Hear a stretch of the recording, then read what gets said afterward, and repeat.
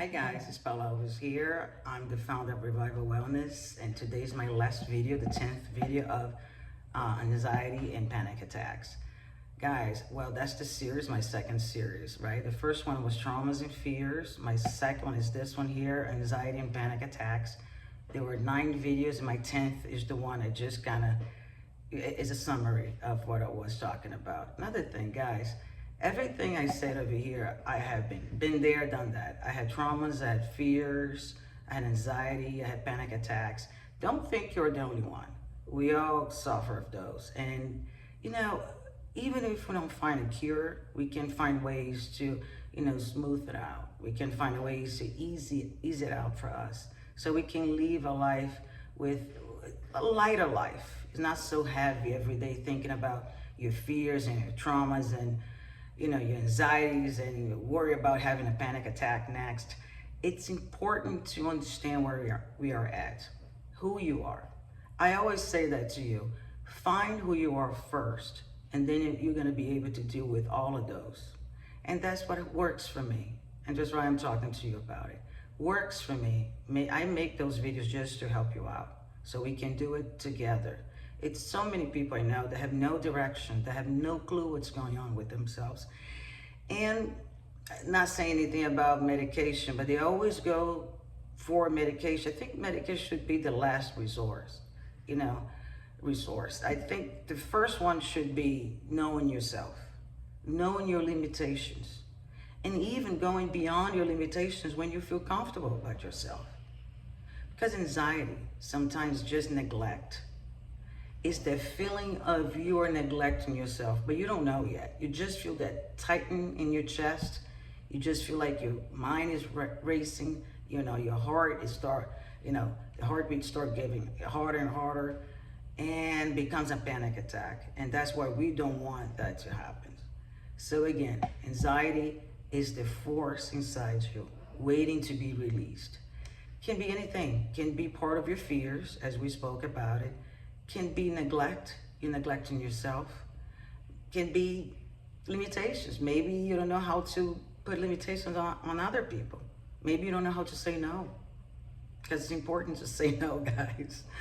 And we all want to be positive and happy with everybody and be in a good terms with everybody, but sometimes it's important to say no. And saying no sometimes is gonna make you free. Maybe it's your freedom. So let's talk about how to deal with anxiety. When you start having anxiety, or I used to have anxiety like in the middle of the night, panic attack in the morning, and I start thinking to myself, why? Why am I doing this to myself? Because I'm just hurting myself.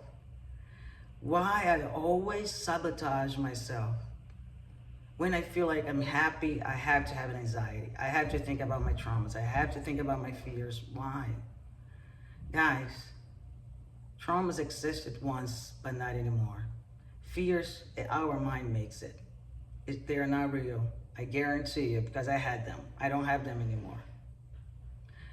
Anxiety, it's your body telling you, it's giving you an alert, letting you know something's going on, and you need to do something about it. And there's something going on, again. It can be something you don't even know you had it before. It can be a hidden fear, a hidden phobia, a hidden hurt, a hidden anger that you have. And your job is to get rid of those. You don't deserve, living with fear or anger or sorrow, and feeling sorry for yourself, being a victim. We spoke about that. You don't deserve that. And not being ashamed of it. You deserve to talk to yourself. Open up for yourself. Don't be afraid. Guys, I always tell people the worst thing you can do is being in denial. I think denial is the real enemy that we have in our lives. We all feel like, we are self-sufficient, and we know what's going on, and we all want to tell that to other people, right? How much we are, confident and we know ourselves, but we don't.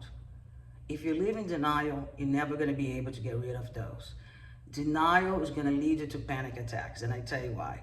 Because when you live in denial, Everything is a make-believe. You're wearing a mask. And you're not looking at yourself, your true self. You're not looking at yourself in the mirror and see who you really are. Because you made a decision, can be conscious or unconscious decision, to not see who you are. If you don't see who you are, you can't solve those issues, guys.